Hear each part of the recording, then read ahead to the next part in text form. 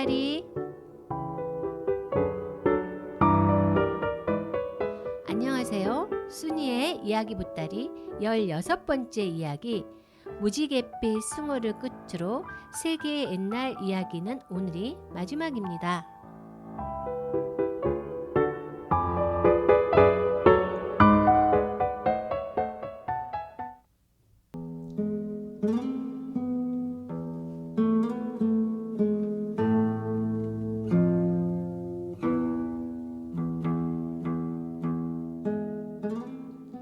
옛날에 가난한 사냥꾼 가족이 있었어요.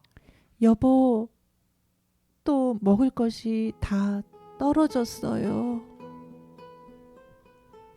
어느 날 아침, 아내는 빈 그릇을 들고 난처한 표정을 지었어요. 아빠, 배고파.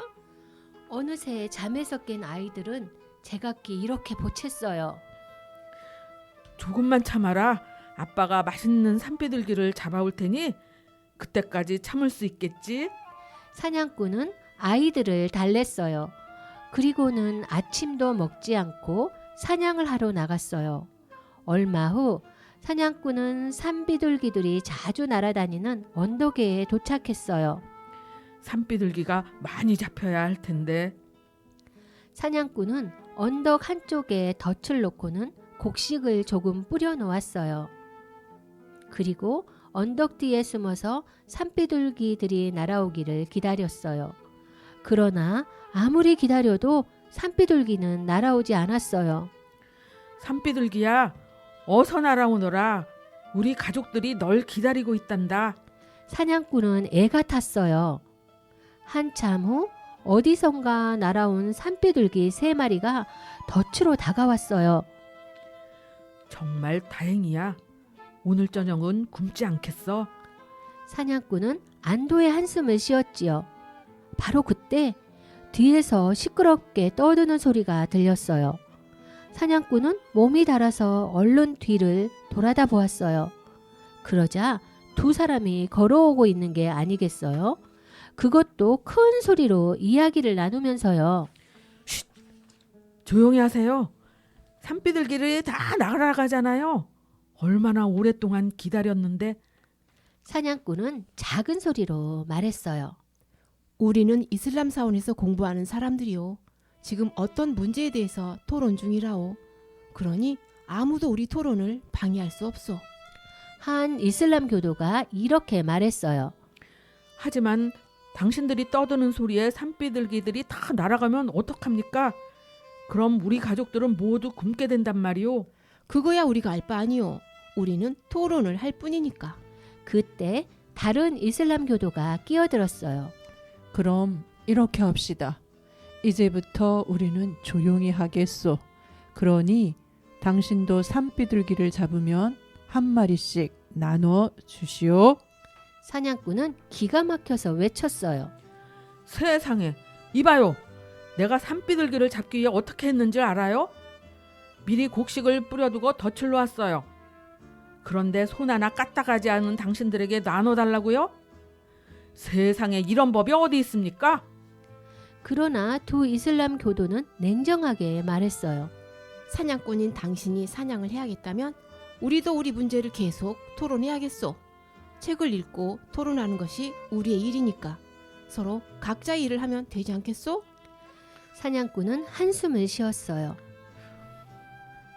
하는 수 없지. 이러다가는 산비둘기를 다 놓치고 말겠어.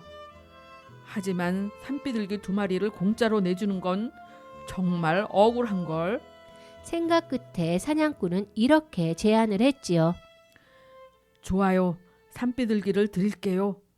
그러니 당신들도 지금 토론하고 있는 문제를 나에게 가르쳐 주세요. 좋소. 세 사람은 숨을 죽이며 산비둘기가 잡히기를 기다렸어요. 마침내 3마리의 산비둘기를 잡았지요.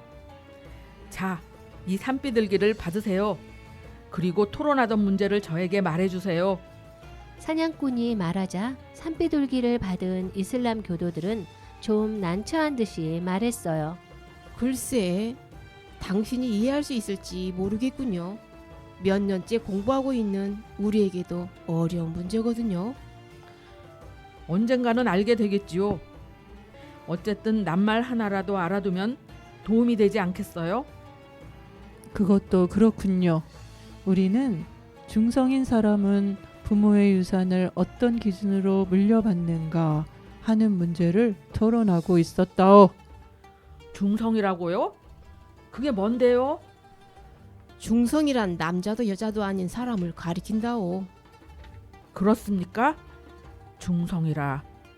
덕분에 새로운 말을 하나 배웠군요. 그럼 안녕히 가십시오. 사냥꾼은 남은 산비둘기 한 마리를 가지고 집으로 돌아왔어요. 이튿날 사냥꾼은 호수에 그물을 쳤어요. 하지만 반나절이 지나도록 물고기는 한 마리도 잡히지 않았어요. 이상한 일이야. 어째서 한 마리도 안 걸린담? 사냥꾼은 툴툴거리면서 그물을 거두었지요. 바로 그때 무지개 빛으로 반짝반짝 빛나는 숭어 한 마리가 그물에 걸렸어요. 와, 정말 굉장한 것이 걸렸는걸? 사냥꾼은 그 신기한 숭어를 물통에 넣어가지고 집으로 돌아왔어요. 여보, 이것 좀 봐. 뭔데 그래요?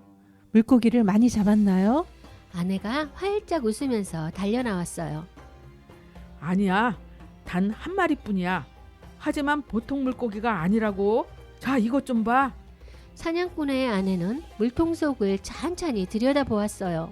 어머 세상에, 이렇게 아름다운 숭어는 처음 봐요. 이 무지갯빛 좀 보세요. 아내는 숭어를 바라보면서 말을 꺼냈어요.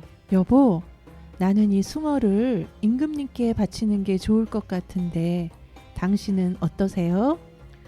좋은 생각이야.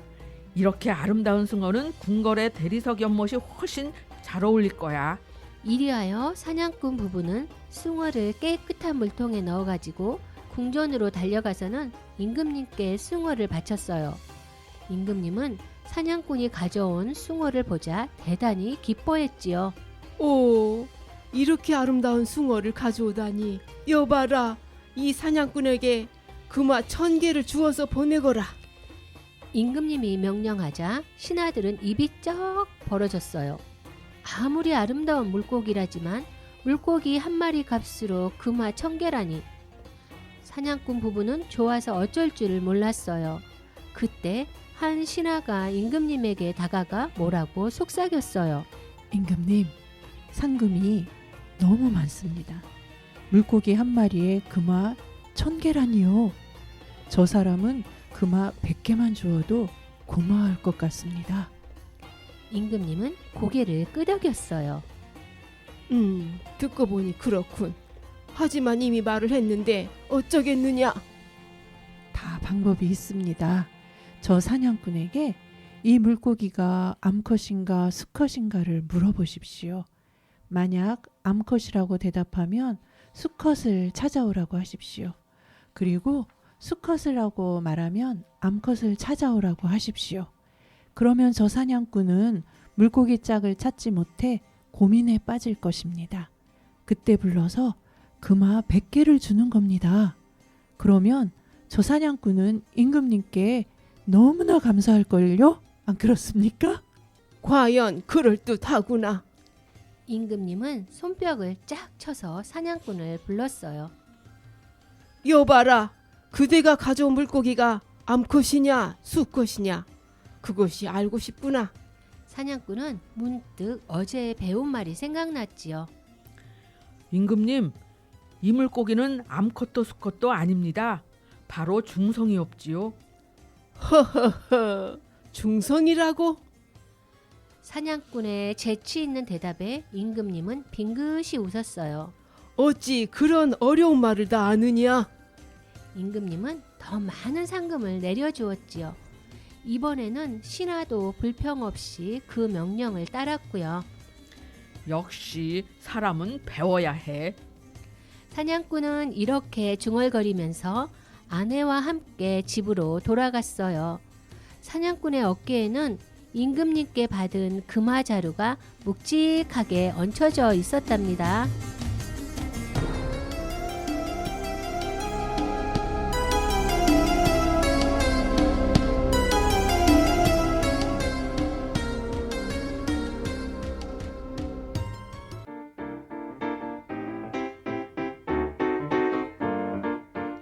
생각해 보아요.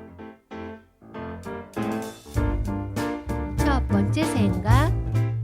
사냥꾼은 산비둘기를 잡아 두 이슬람 교도들에게 각각 한 마리씩 주었지요. 그 대신에 어떻게 해달라고 했나요? 두 번째 생각. 임금님은 무지갯빛 숭어가 암컷이냐 수컷이냐고 묻자 사냥꾼은 뭐라고 대답했나요? 또 임금님은 사냥꾼에게 어떻게 했나요?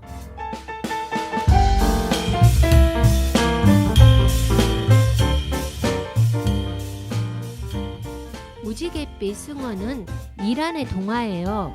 이란의 종교는 알라신을 믿는 이슬람교예요. 강력한 종교의 힘으로 여자들의 옷 또한 특이하답니다. 여자들은 차도루라는 천으로 온몸을 가리고 눈 부분만 빠꼼히 내놓은 채 다니지요. 또 거실 바닥에 깔거나 벽을 장식하는 페르시아 융단인 양탄자가 유명하답니다. 이제까지 세계 여러 나라에서 전해져 내려오는 옛날 이야기를 들려드렸는데요. 다음 화부터는 더욱 재미있고 새로운 이야기로 청취자 여러분을 찾아뵙겠습니다. 진행의 순이, 목소리 출연의 실버쇼즈, 뜨렘비, 오기, 기술의 신선순이었습니다. 다음 시간에 만나요. 안녕.